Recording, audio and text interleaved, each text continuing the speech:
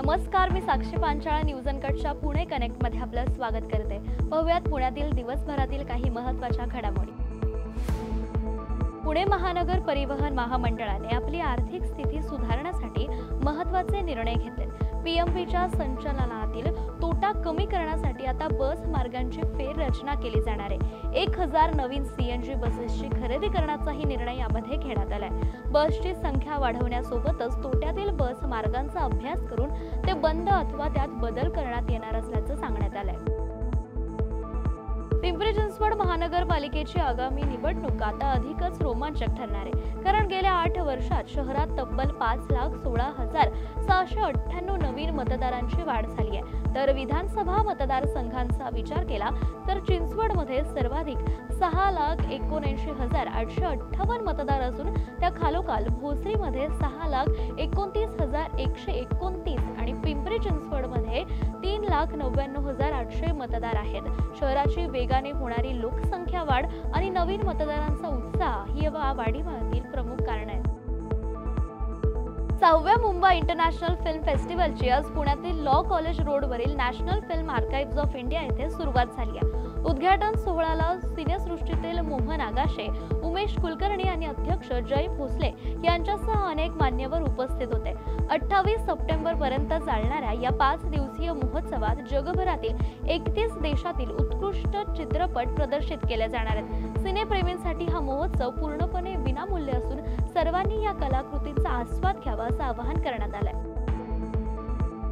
उपमुख्यमंत्री अजित पवार यांच्या निदर्शनानुसार पुणे शहरात एम्स सारखं आणखीन एक मोठं आणि प्रतिष्ठित आरोग्य केंद्र उभारण्यासाठी योग्य जागेचा शोध सध्या सुरू झालाय।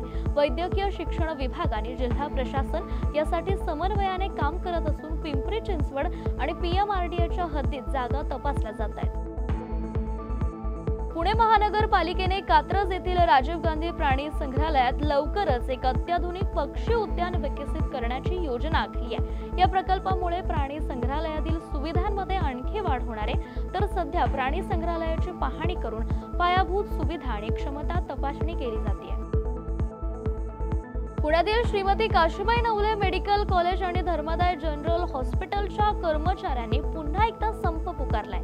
गेल्या 8 महिन्यांपासून वेतन थकवल्याने सर्व कर्मचारी हॉस्पिटलच्या आवारात ठिय्या मांडून बसलेत। 2 महिन्यांपूर्वी कर्मचाऱ्यांनी आंदोलन केल्यानंतर त्यांना मॅनेजमेंट कडून पगार करण्याचं आश्वासन देण्यात आलं होतं, मात्र ते पूर्ण न झाल्याने आता मागे हटणार नाही अशी भूमिका कर्मचाऱ्यांनी यावेळी घेतली आहे। 700 रुपयात होणारी हायड्रो टेस्टिंग अचानक 2800 रुपयांवर करणाऱ्या खासगी वितरकांवर अखेर कारवाईचा बडगा उगारण्यात आलाय।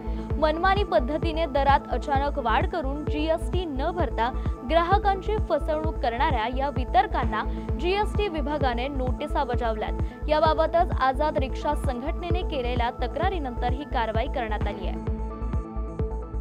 पूर्व हवेली तालुक्यातील वाघोली परिसरात अनधिकृत बांधकामांचा सुळसुळाट झाल्याने रस्ते अरुंद झालेत। पार्किंगची सोय नसल्याने वाहतूक कोंडीची मोठी समस्या देखील निर्माण झाली आहे। तर यामुळेच नागरिक या स्थितीसाठी पीएमआरडी आणि महापालिकेला जबाबदार धरतायत। एकीकडे कर भरणाऱ्या अधिकृत सोसायट्यांमधील रहिवाशांना मूलभूत सुविधा मिळत नाहीयेत, तर दुसरीकडे अनधिकृत बांधकामांमुळे शासनाचा लाखोंचा महसूल बुडत असल्याची तक्रार यावेळी नागरिकांकडून केली जाते। पुण्यातील प्रसिद्ध बालगंधर्व रंगमंदिराच्या कला दालनाकडे जाणाऱ्या पायऱ्यांवरील छताचं प्लास्टर कोसळल्याची धक्कादायक घटना समोर आली आहे। सुदैवाने या ठिकाणी कोणतंही प्रदर्शन किंवा कार्यक्रम नसल्यामुळे कोणतीही दुर्घटना घडली नाही। तर या नाट्यगृहातील सोयी सुविधांबाबत अनेकदा तक्रारी होत असल्या तरी तात्पुरती डागडुजी करून वेळ मारून नेली जाते असा आरोप यावेळी पुणेकरांनी केलाय। जास्त नफ्याच्या आमिषाला बळी पडून भोसरी येथील एका 36 वर्षीय तरुणाची सायबर फसवणूक झाल्याची धक्कादायक घटना समोर आली आहे। बिटकॉइन आणि डिजिटल गोल्ड मायनिंग मध्ये गुंतवणूक केल्यास मोठा फायदा होईल असं खोटं आश्वासन देऊन तरुणाला तब्बल 1,11,00,000 गंडा घालण्यात आलाय। या प्रकरणी सायबर पोलीस ठाण्यात ईशा अगरवाल, अक्षया साक्षी आणि एका अनोळखी व्यक्तीविरोधात गुन्हा दाखल करण्यात आलाय। या बातमीसह आपण पुणे कनेक्ट मध्ये इथेच थांबूयात। अशाच ताज्या बातम्यांसाठी पाहत रहा न्यूज अनकट।